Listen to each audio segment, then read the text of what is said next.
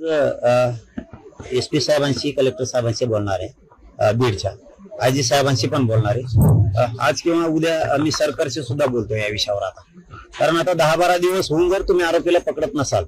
तर मग इथं असं शंका येते आता की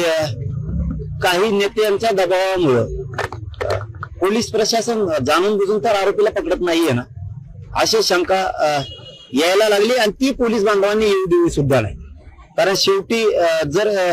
मराठ्यांच्या लक्षात आलं की जाणून बुजून